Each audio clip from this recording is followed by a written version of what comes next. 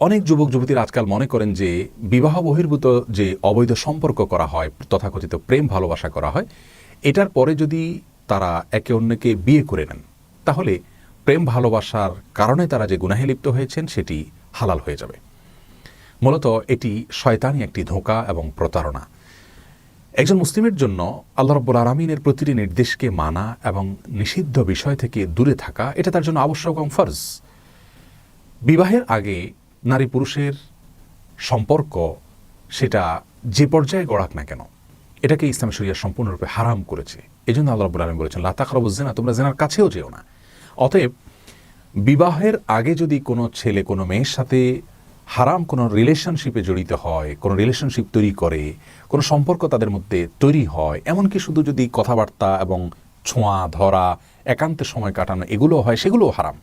কারণ রাসূল করিম সাল্লাল্লাহু আলাইহি ওয়াসাল্লাম বলেছেন লা ইয়াখলুওয়ান্না রাজুলুন বিইমরাতিন, কোনো পুরুষ একাকী কোনো নারীর সঙ্গে নির্জনে সময় কাটাবে না, এটা জায়েজ নেই যদি তারা গায়রে মাহরাম হন।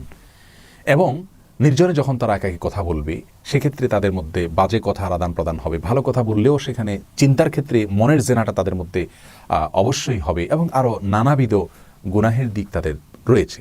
তো এইসব বিষয়গুলো যেহেতু আছে, অতএব বিবাহের আগে এই ধরনের সম্পর্ক স্থাপন করা সম্পূর্ণরূপে নিষিদ্ধ এবং গুনাহের কাজ। এগুলো জিনা। রাসূল আকরাম সাল্লাল্লাহু আলাইহি ওয়াসাল্লাম বলেছেন জিনাল আইন আন নাজর, চোখ দিয়ে দেখা এটা হলো চোখের জেনা। অজেনাল ইয়াদি আল বাতশু, হাতের জেনা হলো হাত দিয়ে ধরা।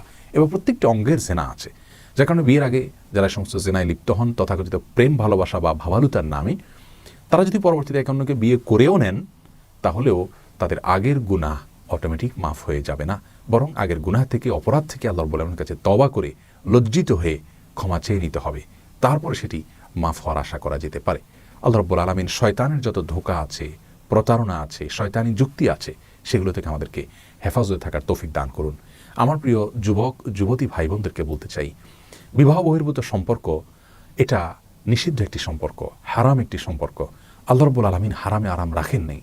যারা এই সম্পর্কের পরবর্তীতে পরিণতিতে বিবাহ পর্যন্ত যান, বেশিরভাগ ক্ষেত্রে তাদের দাম্পত্য জীবনে সুখ শান্তিও হয় না, যদি হয়ও অনন্ত অসীমকালের জাহান্নাম তো অপেক্ষা করছে জেনার অপরাধের জন্য। যার কারণে আল্লাহ রাব্বুল আলামিনের নির্দেশ মেনে চলার ভিতরেই মঙ্গল এবং কল্যাণ নিহিত আছে। আমরা প্রতারণার হাত থেকে বাঁচতে হলে, অশান্তির হাত থেকে বেঁচে থাকতে হলে, সুখী দাম্পত্য জীবন পেতে চাইলে আমাদেরকে হালালের পথে হাঁটতে হবে। আমাদের পূর্বপুরুষগণ, আমাদের বাপদাদাগণ তাদের দাম্পত্য জীবনে আজকালকের যুবকদের চাইতে অনেক বেশি সুখী ছিলেন।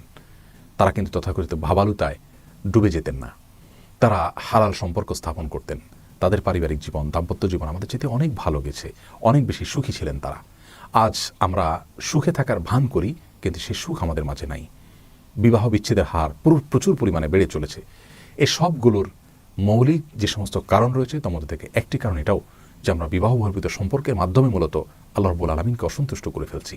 আর আল্লাহকে অসন্তুষ্ট করে সেখানে কোনো শান্তি আমরা আশা করতে পারি না। এই জন্য আসুন বিবাহ বহির্ভূত সকল সম্পর্ককে আমরা না করি, আল্লাহর ভয়ে, ঈমান এবং তাকওয়ার উপরে অটল অবিচল থাকার স্বার্থে এ ধরনের সম্পর্ক থেকে নিজেকে দূরে রাখি।